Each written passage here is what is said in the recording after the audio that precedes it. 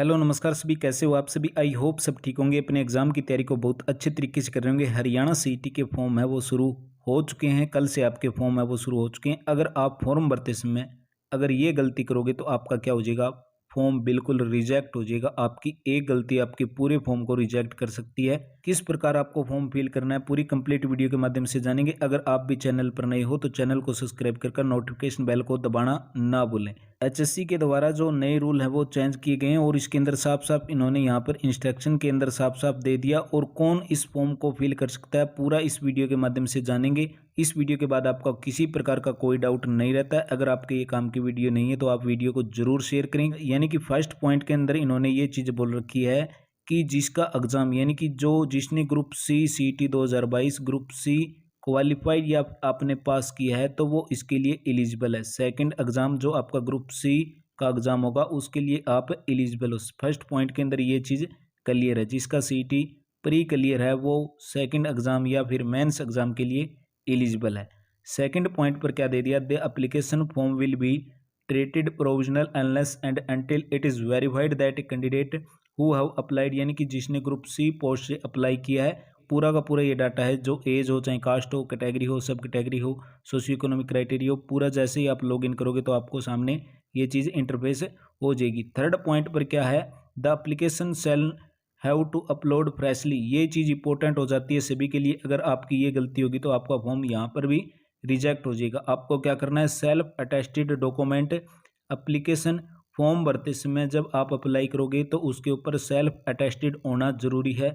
अगर आप in absence of any document यानी कि the application will be not consider और सेल बी रिजेक्ट, और आपका क्या हो जाएगा, फॉर्म हो जाएगा बिल्कुल रिजेक्ट। अगर आप अपने डॉक्यूमेंट को सेल्फ अटेस्टेड नहीं करते हो तो आपका पूरा का पूरा फॉर्म है वो रिजेक्ट हो जाएगा। और एचएससी के द्वारा यहाँ पर साफ साफ इन्होंने बोल दिया the roll number does not confirm, यानी कि उसके लिए रोल नंबर तक यहाँ पर नहीं देगी एचएससी। तो इसको ध्यानपूर्वक आप देखकर चले जाना। फोर्थ पॉइंट के अंदर क्या चीज़ है, if A applicant who fulfil, यानी कि इसके अंदर इन्होंने पूरे फॉर्म के अंदर क्या बोल दिया, यदि कोई कैंडिडेट फॉर्म फिल करते समय गलत जानकारी देता है, यानी कि यहाँ पर इन्होंने साफ साफ बोल दी इनकरेक्ट या फ्लैश इन्फॉर्मेशन गलत जानकारी देता है तो भी क्या हो जाएगा, आपका फॉर्म रिजेक्ट और कैंसिल हो जाएगा। गलत जानकारी की बात करें तो यानी कि अगर आपकी क्वालिफिकेशन +2 है और आप वहाँ पर ग्रेजुएशन दे रहे हो तो भी आपका क्या हो जाएगा, फॉर्म रिजेक्ट माना जाएगा। फिफ्थ के अंदर देख लेते हैं, the candidate are advised that before final submission, यानी कि लास्ट जब पूरा का पूरा आप फॉर्म फिल कर दोगे उसके बाद सबमिट करने से पहले आपको एचएससी ये बोल रहा है कि सारे के सारे कॉलम हैं उनको ध्यानपूर्वक चेक कर लें। अगर किसी प्रकार की कोई गलती होती है उसके बाद अगर आपका फॉर्म गलत पाया जाता है तो आप क्या हो जाएगी, रिजेक्ट माने जाओगे। तो आपका फॉर्म यहाँ पर भी रिजेक्ट हो जाता है। तो आपको पूरा का पूरा आप डाटा है ध्यानपूर्वक देख लेना भी। 6 पॉइंट के अंदर क्या दे दिया, एन एप्लीकेंट, यानी कि अगर कोई भी कैंडिडेट जो सरकारी, यानी कि यहाँ पर साफ साफ बोल दिया प्रिवेंटेड, यानी कि उसके ऊपर पाबंदी है फॉर अपियरिंग एनी एग्जामिनेशन, यानी कि चाहे वो गवर्नमेंट यूनिवर्सिटी से हो या एजेंसी ही या फिर सिलेक्शन कमेटी या कोई गवर्नमेंट इंक्लूडिंग, यानी कि अगर आप पर कोई कैंडिडेट पर सरकारी एजेंसी या फिर यूनिवर्सिटी की तरफ से या न्यायालय की तरफ से पाबंदी लगी हुई है तो भी क्या हो जाएगा, आपका फॉर्म यहाँ पर रिजेक्ट माना जाएगा। तो आप इसके लिए एलिजिबल नहीं हो। 7 पॉइंट के अंदर क्या बोल दिया, the application cell have to fulfil the all, यानी कि वो सेम का सेम है। जो एप्लीकेशन आपने फॉर्म फिल कर रहे हो तो उसके अंदर ध्यान से सारे के सारे कॉलम है केयरफुली, यानी कि सावधानी पूर्वक उनको चेक कर लेना। नो एप्लीकेशन फॉर करेक्शन, यानी कि उसके बाद किसी प्रकार का करेक्शन एचएससी के द्वारा यहाँ पर आपको नहीं दिया जाएगा। और यहाँ पर साफ साफ बोल दी रिस्पॉन्सिबल फॉर ऑल, यानी कि आप उसके लिए जिम्मेवार हो जो आपने यहाँ पर गलती की है। तो इस चीज़ को भी आप ध्यान से देख लेना अपने फॉर्म को। 8 पॉइंट के अंदर क्या बोल दिया, candidate who do not fulfil qualification, ये चीज़ आपके लिए इंपॉर्टेंट हो जाती है और यहाँ पर अक्सर कैंडिडेट गलती करते ही करते हैं। इसके अंदर ये चीज़ इन्होंने बोल the candidate who do not fulfil qualification eligibility, यानी कि इसके अंदर यहाँ पर इन्होंने साफ साफ ये चीज़ बोल रखी है कि जो आप परफॉर्मेंस भरते हो, मान के चलो आपने फर्स्ट परफॉर्मेंस पर भर दिया आपने टैक्स एंड इंस्पेक्टर, ठीक है, और सेकंड पर भर दिया आपने ग्राम सचिव और थर्ड पर भर दिया आपने क्लर्क। एग्जाम्पल के तौर पर बता रहा हूँ आपको, मान के चलो आप टैक्स एंड इंस्पेक्टर के लिए एलिजिबल नहीं हो और आपको पोस्ट मिलती है ग्राम सचिव की, तो इसी के आधार पर इन्होंने ये चीज़ बताई गई है कि शॉर्ट लिस्टिंग कैंडिडेट, यानी कि इसकी कट ऑफ के अनुसार, यानी कि मान के चलो टैक्सेशन इंस्पेक्टर की कट ऑफ गई है आपकी 85 और आपके नंबर है 82, तो आप टैक्सेशन इंस्पेक्टर के लिए एलिजिबल नहीं हो, ग्राम सचिव के लिए एलिजिबल हो। ये चीज़ कहना चाहती है HSC 8 पॉइंट के अंदर। 9 पॉइंट के अंदर क्या दे दिया, all the certificate relating for educational qualification, यानी कि जो आपके सारे सर्टिफिकेट है कैंडिडेट के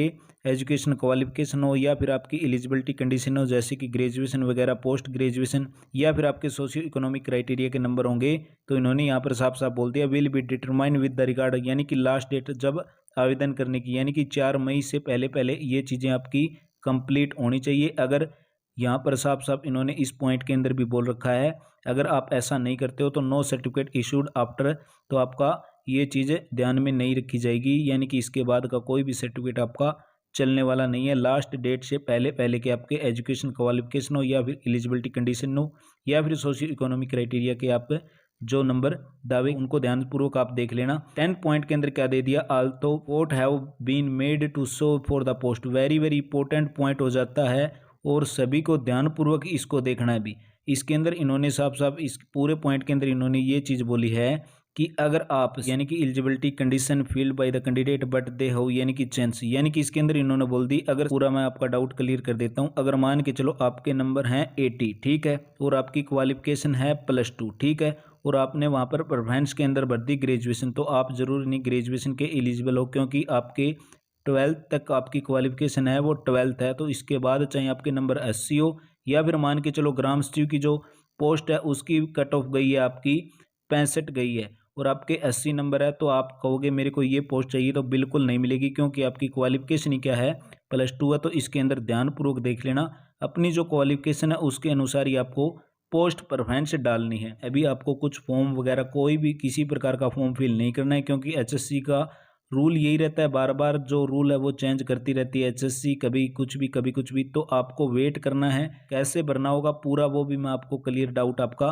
क्लियर कर दूंगा। 11 पॉइंट के अंदर दे दिया क्या, no offline application form of copy, यानी कि किसी प्रकार, यानी कि सारे के सारे आपको ऑनलाइन फॉर्म फिल करने, किसी प्रकार का आपको ऑफलाइन फॉर्म फिल करने की यहाँ पर जरूरत नहीं है। और यहाँ पर इन्होंने साफ साफ बोल भी दिया है कि no online form will be accepted, HSC के द्वारा कोई भी ऑफलाइन फॉर्म है एक्सेप्ट नहीं किया जाएगा। 12th पॉइंट है, सभी के लिए इंपॉर्टेंट हो जाता है, चाहे आपके नंबर 38 हैं चाहे आपके नंबर 90 हैं। The hard copy of application form along with the uploaded document, जो आप डॉक्यूमेंट अपलोड करोगे और उसके बाद आप प्रिंट आउट निकालोगे, तो हार्ड कॉपी है ना आपकी, वो आपको रखनी है संभाल कर। जब आपका सिलेक्शन हो जाएगा तो हरियाणा स्टाफ सिलेक्शन कमीशन आपसे मांगेगा वो document which has not be uploaded shall not be enter, यानी कि जब सिक्योरिटी डॉक्यूमेंट होगी तो हार्ड कॉपी आपसे मांगी जाएगी, उसको आप ध्यान से संभाल कर रख लेना जब आप CT मेंस का फॉर्म फिल करोगे तब। 13 पॉइंट देखो, 13 पॉइंट के अंदर क्या दे दिया, the decision of the commission, यानी कि सेम का सेम वही है, यानी कि जब आप आवेदन स्वीकार, यानी कि आप एप्लीकेशन फॉर्म फिल कर रहे हो तो उसके अंदर, यानी कि किसी प्रकार की चाहे एलिजिबिलिटी के अंदर हो या किसी प्रकार का आपका गलती है, तो उसके लिए क्या होगा, भाई कैंडिडेट ही जिम्मेदार होगा, यानी कि इसके ऊपर HSC किसी प्रकार का कोई विचार नहीं की जाएगी। और साथ के अंदर इन्होंने यहाँ पर नोट के अंदर दे दिया, इन केस ऑफ एनी उपरोक्त निर्देशों के अंग्रेजी और हिंदी संस्करण के बीच, यानी कि अंग्रेजी संस्करण है वो ही मान्य होगा। तो आपको पूरा का पूरा डाउट क्लियर कर दिया। अगर फिर भी किसी प्रकार का आपका डाउट रहता है तो आप कमेंट बॉक्स के अंदर कमेंट कर देना, वीडियो को ज़्यादा से ज़्यादा शेयर कर देना, किसी ना किसी के जरूर के काम की वीडियो हो सकती है। आवेदन करते समय आप अगर ये गलती करते हो तो पूरा का पूरा फॉर्म है वो आपका गलत माना जाएगा।